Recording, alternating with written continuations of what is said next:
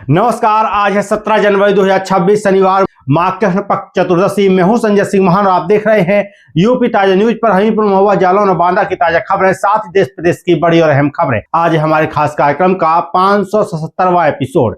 हमीरपुर में किशोरी को लव जिहाद में फंसाकर दुष्कर्म और वीडियो वायरल करने के मामले में पुलिस की कार्रवाई लगातार जारी है। शुक्रवार को पुलिस ने नामजद आरोपी मौलाना खान और उसके बेटे अवान खान उर्फ अफान के इंडिया लॉज में ताला लगा दिया। इसके साथ ही लॉज में संचालित आरा मशीन को भी सीज कर दिया गया। मुख्य आरोपी अवान उर्फ अफान, जो पुलिस मुठभेड़ में गोली लगने से घायल हुआ था, इस समय कानपुर में भर्ती है। पूछताछ में आरोपी ने स्वीकार किया कि उसने पिता के इंडिया लॉज में किशोरी के साथ दरिंदगी की और वहीं वीडियो भी बनाया। इस पूरे अपराध में पिता की भूमिका भी सामने आई है। इस मामले को लेकर दिन भर हिंदूवादी संगठनों में आक्रोश देखने को मिला। खबर हमीरपुर से, जहां हमीरपुर जिले के सुमेरपुर थाना क्षेत्र में शुक्रवार की देर शाम एक दर्दनाक सड़क हादसे में 20 वर्षीय युवक चंद्र प्रकाश की मौके पर दर्दनाक मौत हो गई। तेज रफ्तार और बेकाबू ट्रक ने युवक को टक्कर मार दी, जिससे वह ट्रक के पहिए के नीचे दब गया। हादसे के बाद ट्रक चालक वाहन छोड़कर फरार हो गया। बताया जा रहा है कि शुक्रवार को मृतक की मां की 13वीं थी। चंद्र प्रकाश सामान खरीदने के लिए बाजार गया था, तभी हाईवे पे यह हादसा हो गया। परिवार पर दुखों का पहाड़ टूट पड़ा है। खबर बांदा से, जहां बांदा ब्यूरो राहत खान की रिपोर्ट के अनुसार बांदा पहुंचे बागेश्वर धाम पीठाधीश्वर पंडित धीरेन्द्र शास्त्री ने पत्रकारों से बातचीत में बड़ा बयान दिया। उन्होंने कहा कि हिंदू समाज को कम से कम 4 बच्चे पैदा करना चाहिए।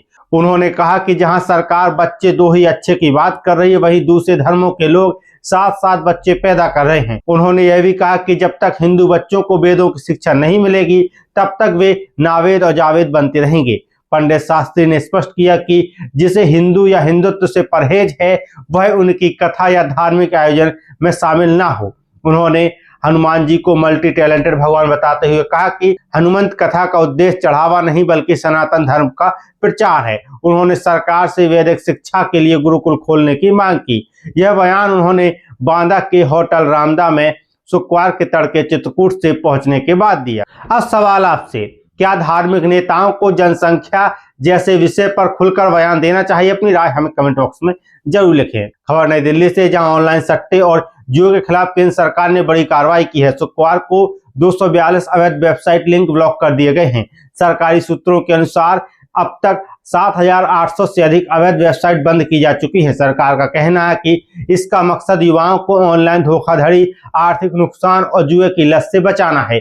कई मामलों में ऑनलाइन गेमिंग की वजह से परिवार की जमा पूंजी खत्म हो गई है और आत्महत्या तक की नौबत आई है। खबर लखनऊ से है, जहां मुख्यमंत्री योगी आदित्यनाथ ने सरदार वल्लभ भाई Patel employment and industrial zone को सैद्धांतिक मंजूरी दे दी है। अब हर जिले में कम से कम 50 एकड़ में रोजगार और कौशल केंद्र बनेगा। इसका उद्देश्य उद्योग, प्रशिक्षण और प्लेसमेंट को एक ही परिसर में लाना है। खबर हमीरपुर से है, जहां SIR अभियान में हमीरपुर राज्य विधानसभा के 53,791 मतदाताओं के नाम मैप नहीं हो सके हैं। अब इन मतदाताओं को नोटिस भेजे गए हैं। पहली सुनवाई 21 जनवरी को होगी। मतदाताओं को 13 में से कोई एक दस्तावेज प्रस्तुत करने होंगे। 18 जनवरी को सभी मतदान केंद्रों पर BLO मतदाता सूची पढ़कर सुनाएंगे। अगर किसी को नाम या विवरण में गलती दिखे तो वो फॉर्म 8 भरकर सुधार करा सकता है। खबर महुआ से है, जहां प्रधानमंत्री फसल बीमा योजना में 40 करोड़ रुपए के घोटाला सामने आया है। पहाड़, नदी और तालाब की जमीन पर फसल बीमा करा दिया गया। जय जवान जय किसान एसोसिएशन पिछले 150 दिनों से धरने पर बैठे हैं और CBI जांच की मांग कर रहे हैं। खबर चरखाई से, जहां चरखारी में खेत के पास बिजली के पोल में करंट उतरने से 10 वर्षीय गोविंद की मौत हो गई। परिजनों का आरोप है पहले शिकायत की गई थी, लेकिन विभाग ने लापरवाही बरती। खबर जालौन से है, जालौन में झांसी कानपुर नेशनल हाईवे 27 पर ट्रक ने पैदल चल रहे युवक को कुचल दिया। 3 की मौत हो गई, 2 गंभीर रूप से घायल हैं। ग्रामीणों ने हाईवे जाम कर दिया और 10 किलोमीटर लंबा जाम लग गया। खबर बांदा से है, जहां बांदा के चिल्ला थाना क्षेत्र के सादीपुर गांव में भेड़ियों के झुंड ने हमला कर दिया, जिससे 20 भेड़ें मारी गई और 20 घायल हुए हैं। पशुपालक रामजीवन पाल को भारी नुकसान हुआ है।